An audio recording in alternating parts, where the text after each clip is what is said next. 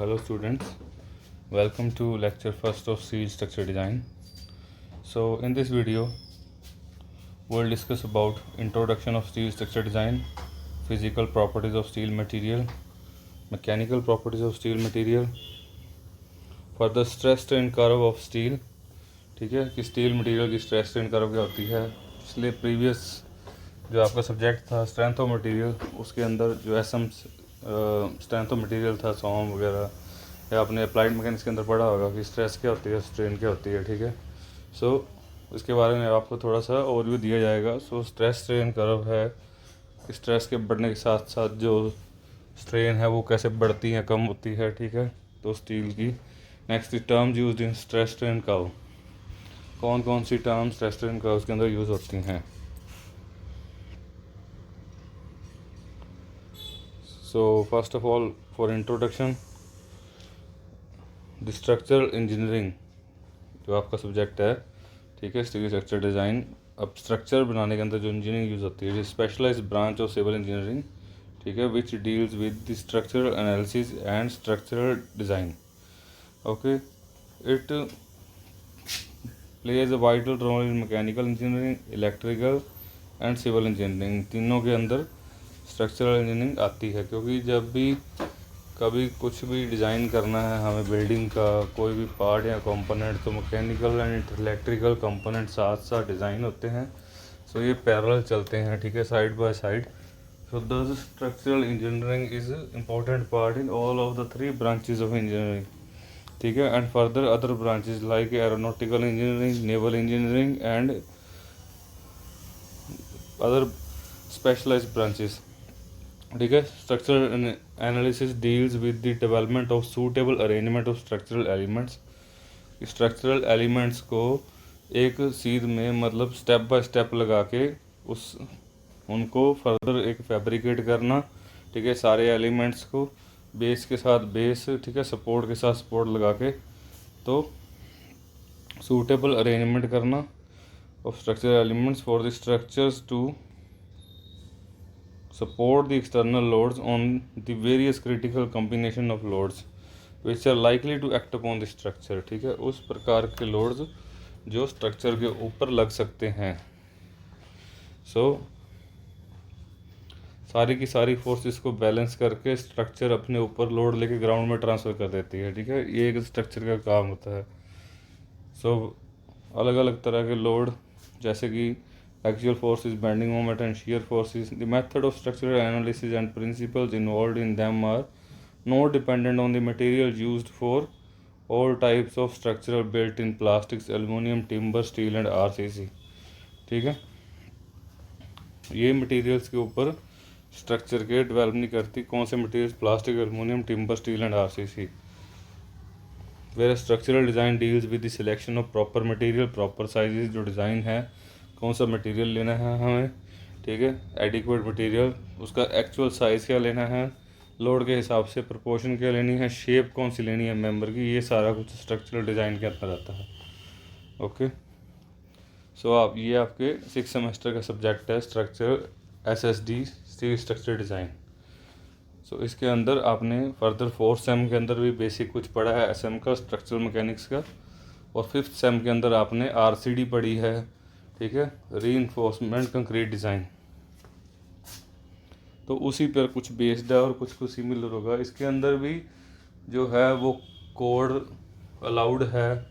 ठीक है, उस कोड का लाइक उसमें था IS 456, तो इसके अंदर है IS 800। ठीक है, ये जो कोड है इसमें दिया गया है IS 800 1984। ठीक है,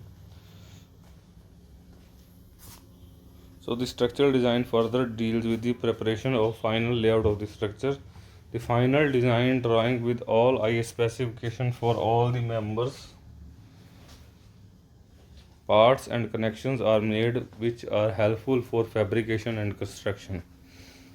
ठीक है, so सारी IS स्पेसिफिकेशन के अकॉर्डिंग सारे के सारे मेंबर्स को लेके, ठीक है, जो भी यूज़ होनी है फैब्रिकेशन करने की, इरेक्ट करने के अंदर उसको स्टील स्ट्रक्चर को। So fabrication of steel work shall be inspected and tested as per your code which is IS 800 1984। Okay. Next is steel क्या होता है, ठीक है। स्टील एक बिल्डिंग मटेरियल है, उसके अंदर क्या क्या होता है। स्टील के अंदर प्रेजेंट क्या होता है, पहले percentage of carbon. More the percentage of carbon increases the hardness and strength of steel, ठीक है। ये सारी हम फिजिकल प्रॉपर्टीज डिस्कस करेंगे स्टील की। So percentage of carbon, more percentage of carbon increases the hardness and strength of steel but decreases ductility at the same time. Ductility क्या होती है, ability of any material to be drawn into wires, ठीक है, जिसको हम तारों में draw कर सकें। उसका अगर हाई डक्टिलिटी है किसी मटेरियल की, तो हम उसको तारों में विद लाइक एक किसी भी सॉलिड मेटल को, किसी भी फॉर्म को हम वायर्स में ट्रांसफॉर्म कर सकते हैं। सो डैट इज, सो जैसे कार्बन थोड़ी थोड़ी बढ़ती जाती है, वैसे ही स्टील की स्ट्रेंथ तो बढ़ती है पर डक्टिलिटी कम हो जाती है at the same time. So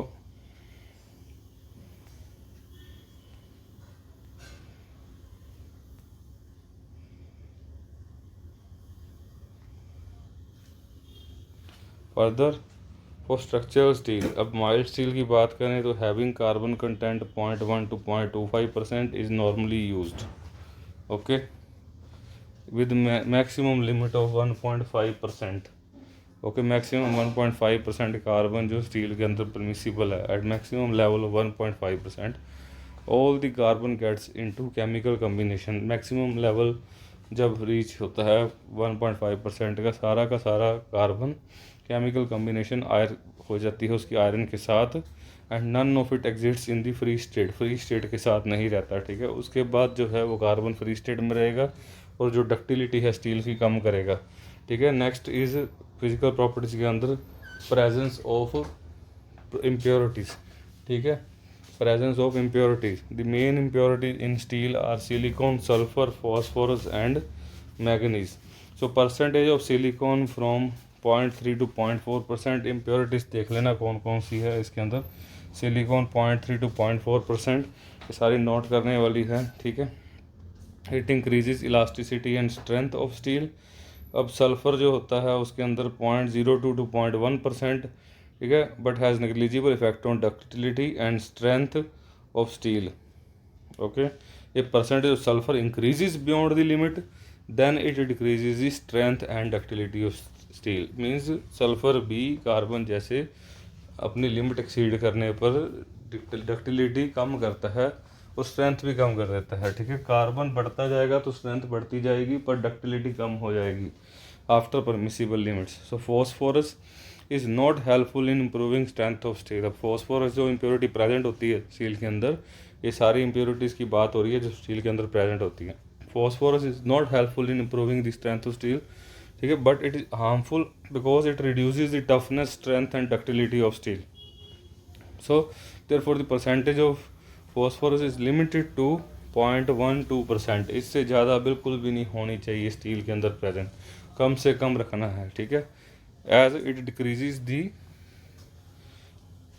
toughness, strength and ductility of steel, okay. 10 manganese जो है, ठीक है, इफ़ प्रेजेंट इन स्टील, अगर प्रेजेंट है हमारे स्टील के अंदर, so it increases its strength. The percent of manganese range from 0.3 to 1% is desirable, okay, but if the quantity is more than 1.5%, ये बात याद रखनी है, यहाँ पे क्वांटिटी जो है वो सिमिलर आई है 1.5% मैंगनीज और कार्बन की, okay. So if quantity is more than 1.5%, then steel lose its strength and become brittle, तो वो ब्रिटल बन जाएगा। ब्रिटल बनने के कारण जब वो क्रैक होगा तो it will form plane surfaces on both side, ठीक है। रफ सरफेस कम आएगा और प्लेन सरफेस मीन्स एकदम से बीच में से ऐसे टूट जाएगा, बिल्कुल ये प्लेन सर्फेसिस बनाता हुआ। Next is type of heat treatment. Physical properties के अंदर heat treatment used in manufacturing of steel is a governing factor and controls it's physical properties. The heat treatment hardens the outer shell whereas the inner core remains soft. This type of treatment gives dual advantage of strength and ductility. ठीक है, next are mechanical property, physical property discuss होगी। तो mechanical properties कौन कौन सी होएंगी? पहले elasticity. Elasticity is the property of the material by virtue of which it regains its original shape. अपनी वापस ओरिजिनल शेप में कोई भी चीज़ आ जाती है, ठीक है, on the removal of loads. जैसे कि एक रबड़ है, इलास्टिक रबड़ है, तो रबड़ को हम खींचते हैं तो it changes it shapes as per load. जो खींचाव है वो एक तरह का टेंसाइल लोड है, ठीक है। लोड दो तरह के होते हैं, कंप्रेसिव और कंप्रेसिव होता है दबाव, और जो दूसरा खिंचाव होता है that is called tensile load. So कोई भी तरह का लोड है, खिंचाव या दबाव, तो हम खींचते हैं जैसे इलास्टिक को, तो जब छोड़ते हैं लोड तो वो अपनी ही वापस उसी शेप में आ जाता है। So that is elastic material. So steel की भी एक प्रॉपर्टी होती है कि स्टील इज इलास्टिक। अब स्टील हम देखने से एकदम खींच तो सकते नहीं हाथ से, ठीक है ना उसको, पर अगर हम उसको अंडर यूटीएम रखते हैं, उसकी टेस्टिंग करते हैं, तो जितना अगर कुछ हद तक परमिसिबल अमाउंट तक उसमें खिंचाव आएगा और वो वापस अपनी फॉर्म में आ जाता है। उसके बाद उसकी शेप चेंज होनी शुरू हो जाती है, ठीक है, after permissible amount of stress on it. Next is steel also behave plastic. Structure of steel to certain extent should be plastic in nature. कुछ हद तक प्लास्टिक भी होने चाहिए। Plasticity is the property of steel by virtue of which it retains the deformed shape even after the removal of the loads. ठीक है, after elastic stage there is a plastic stage. Steel के अंदर जब वो हम load remove कर देते हैं स्टील का, it regains, it does not change it shape, ठीक है, उसकी इलास्टिसिटी ख़त्म हो जाती है, फिर वो प्लास्टिक बिहेव करता है, ठीक है। Ductility, next, ductility is an essential property of steel as it helps in uniform distribution of stresses thereby reducing the stress concentration. Hence ductility may be defined as property of steel by virtue which it can be drawn into wires. आपको पहले बताया कि ductility क्या होती है, ठीक है, permanently wires के अंदर परमानेंटली ड्रॉ कर सकें विदाउट ब्रेकिंग और rupture on the application of tensile load. Ductility is measured as percentage elongation.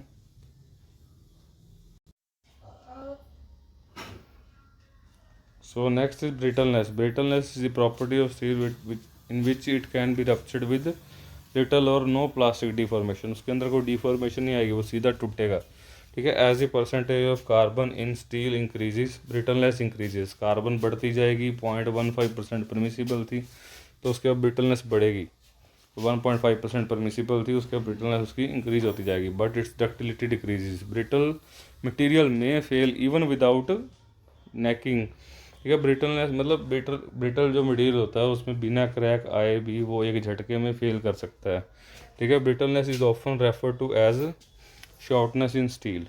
So hot and cold shortness means that material is brittle when in hot और cold state. Next property is malleability. Malleability is a property, it can be rolled into thin sheets. पहले तो उसको हम एक जैसे ball को पतली पतली वायर्स में बना सकते हैं, तो that is property in which it can be rolled into wires. वो क्या थी? डक्टिलिटी। अब इसके अंदर क्या कह रहे हैं कि ब्रिटलनेस इज, किसी भी मान लो स्टील का रोल है तो हम उसको शीट्स के अंदर बना सकें, पतली शीट्स इस प्रकार से, ठीक है। तो आपने स्टील की शीट्स तो देखी होंगी, तो जो स्टील के कुछ भी पार्ट्स मैन्युफैक्चर होते हैं तो शीट से भी शीट्स भी यूज होती हैं। सो स्टील की शीट्स बन सकती हैं। सो steel is also malleable. So malleability is due to plastic deformation like ductility. Ductility is phenomenon related to tensile stresses, whereas malleability is related to compressive stresses. So malleability is a special case of ductility which quantitatively indicates a material ability to be hammered into thin sheets. Okay, the property gets improved when a material is hot. सो जैसे जैसे hot material को हम easily sheets के अंदर बना सकते हैं। तो next property is hardness. It is the property of material by virtue of which it can resist abrasion, wear, machining, scratching. And indentations, ठीक है, मीन्स उसके ऊपर मार कुछ भी खरोच वो सह सके। It is usually expressed in relation to hardness of other materials. So hardness tests are non-destructive tests because the material examination process the same mechanical properties before and after the test, ठीक है, वो same mechanical property उस material की रहेगी before and after the test. तो hardness test है। Next is toughness. Toughness is the property in steel by virtue of which it can be bent, twisted और stretched under high stress before failure, ठीक है। Toughness के हम अंदर उसको twist भी कर सकते हैं मटेरियल को, ठीक है, हाई स्ट्रेस के अंदर। It is also termed as fracture toughness. Okay, अगर वो कब करेंगे फ्रैक्चर टफनेस, अब मटेरियल बिफोर जो है क्या कहते हैं, amount of energy stored by the material before it ruptures for this reason, so that is fracture toughness. The modulus of toughness may be obtained from the total area covered under stress strain curve from starting point up to the failure point. So जो modulus of toughness है, ठीक है, by may be obtained from the total area covered under stress strain curve from the starting point up to the failure point. stress strain curve आपको आगे explain की जाएगी, उसको ध्यान से देखना, ठीक है, स्टार्टिंग पॉइंट से फेलियर पॉइंट तक और मॉडुलस ऑफ टफनेस हमें मिल जाता है, ठीक है। सो आपको ओवरऑल ये पता होना चाहिए कि टफनेस जो है वो क्या है और हार्डनेस में क्या फ़र्क है, abrasion, wear, scratching and indentations. Okay, next is elastic toughness. So elastic toughness is the amount of energy stored per unit volume of the stressed material when it is stressed up to the elastic limit. Okay, so it can be obtained from the area under the stress strain graph within the elastic limit. It is also known as modulus of resilience. So elastic toughness के modulus को modulus of resilience भी कहते हैं। Okay. So next property, mechanical property is fatigue. It is the property of steel in which failure of material due to repeated application of stress, ठीक है, is less than the ultimate stress, in which failure of material लगातार stress पैने की वजह से less than the ultimate stress से थोड़े पहले ही फेलियर हो जाता है।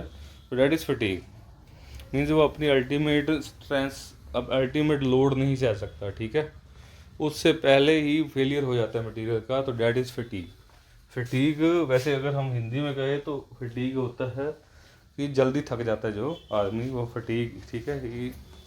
सो उसकी वजह से जो फटीग कंक्रीट की स्टील की भी सिमिलर है, अल्टीमेट स्ट्रेस रीच होने से पहले ही, ठीक है, फेलियर हो जाए। The maximum stress that a material can withstand without failure for a specific large number of cycles is fatigue और endurance limit. This type of failure generally occurs in rigid member of steel structure, जो सख्त member होते हैं उनमें आ जाता है, ठीक है। सो क्रीप क्या है, लगातार जैसे घसीटना, the continuous deformation of material under a constant load at high temperature is known as creep. High temperature पे उसको गर्म करके हम उसको जैसे स्टील को हैमर कर करके हम उसको लगातार डिफॉर्मेशन करते रहते, शेप बदलते रहते हैं, ठीक है, एक ही लोड के साथ, कांस्टेंट लोड कांस्टेंट हो क्रीप के अंदर, ये बात याद रखनी है, क्रीप के अंदर कांस्टेंट लोड हो, ठीक है, at high temperature is known as creep. The property is most important in design of internal combustion engines, जो आईसी इंजन्स हैं मैकेनिकल के अंदर, ठीक है, petrol engine, diesel engine, so इसके अंदर ये प्रॉपर्टी है जो क्रीप इंपॉर्टेंट है, ठीक है, in engines, boilers and turbine components. The phenomenon of creep can be seen on room temperature in zinc, tin and lead.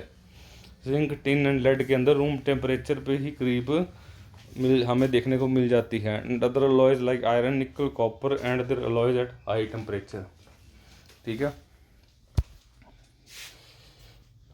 सो एक बहुत इंपॉर्टेंट ये आर्टिकल है स्ट्रेस स्ट्रेन कर्व, ठीक है, ये आपको याद रखना है, ध्यान से देखना है। When the mild steel bar is subjected to tensile load, जब उस पर टेंसाइल लोड मीन्स खिंचाव डाला जाता है, ठीक है, टेंसाइल लोड मीन्स ये सरिया है, मान लो उस पर खिंचाव होता है दोनों तरफ से, जैसे एक सरिये को हम ऐसे देख लें तो दोनों तरफ से लोड, टेंसाइल लोड, T1 इधर, T2 इधर, या फिर T1 दोनों सेम लोड से मिल रहा है, ठीक है, तो उसकी लेंथ बढ़ेगी mean its length will get, यहाँ पे भी टी है लोड टेंसाइल, इधर भी टी है, तो कुछ कुछ लेंथ बढ़ेगी सरी की। It will get elongated, elongated मतलब थोड़ा लेंथ का बढ़ जाना। This load per unit area in is called stress. ठीक है, load per unit area means load मान लो पी है और एरिया ए है, तो लोड पर एरिया पी बाई ए क्या हो जाएगा, स्ट्रेस। ठीक है, स्ट्रेस को हम डिनोट कैसे करते हैं, सिग्मा से, तो सिग्मा हो जाएगा स्ट्रेस।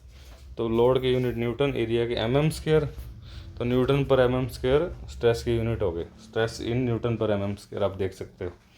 ठीक है, and the resultant elongation per unit length is called strain. जो लेंथ बड़ी है ओरिजिनल लेंथ के according means change in length upon delta L, change in length upon original length is called strain. तो strain को हम epsilon से भी denote कर सकते हैं, ओके, या ई से भी डिनोट कर सकते हैं, small E. So the stress strain relationship for mild steel can be studied by plotting a stress strain curve as shown in figure. अब स्ट्रेस स्ट्रेन कर्व क्या है, स्ट्रेस में और जो है वाई एक्सिस पे अलोंग दी गई है और स्ट्रेन जो है वो एक्स एक्सिस के अलोंग दी गई है। ठीक है, सो स्ट्रेस जैसे जैसे हम स्ट्रेस को हम बढ़ाना शुरू करते हैं, ठीक है, वैसे वैसे स्ट्रेन बहुत थोड़ी बढ़ती है, कम बढ़ती है, मीन्स इलोंगेशन लेंथ काफ़ी कम आती है।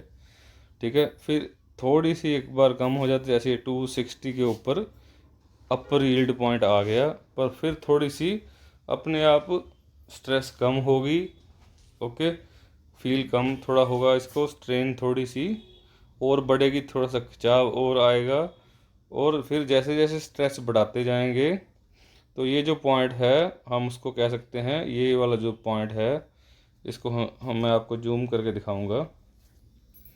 ठीक है, इसके अंदर अपर यील्ड पॉइंट ये वाला है, इसको ठीक है ए पॉइंट मान सकते हो, अपर यील्ड पॉइंट। फिर उसके बाद यहाँ से जहाँ से बेंड करना शुरू किया डैट इज इलास्टिक लिमिट। ठीक है, फिर जहाँ पे नीचे आ गया नीचे की तरफ that is lower yield point, ये आपको याद रखना है, elastic limit. A point limit of proportionality, B point upper yield point, C point elastic limit, D point lower yield point, and next फिर स्ट्रेन हार्डनिंग। ठीक है, उसके बाद स्ट्रेन भी साथ साथ बढ़ रही है, ई पॉइंट, ई पॉइंट क्या हो जाएगा आपका, स्ट्रेन हार्डनिंग। ओके, सो फिर स्ट्रेस बढ़ते बढ़ते स्ट्रेन एक तरफ एकदम से बढ़ती है तेज़ी से और एक अल्टीमेट पॉइंट पे आ जाती है जहाँ से वो फॉल करना शुरू कर देती है, मीन्स ब्रेक करना। तो एफ पॉइंट एक अल्टीमेट पॉइंट ऑफ आ जाता है स्ट्रेन, जहाँ से वो फिर फर्दर स्ट्रेस बढ़ने पर वो ब्रेक कर जाती है, ओके, मटेरियल का फेलियर हो जाता है। So at the load corresponding to breaking point is called breaking load या फेलियर लोड। सो पहले था limit of proportionality a point.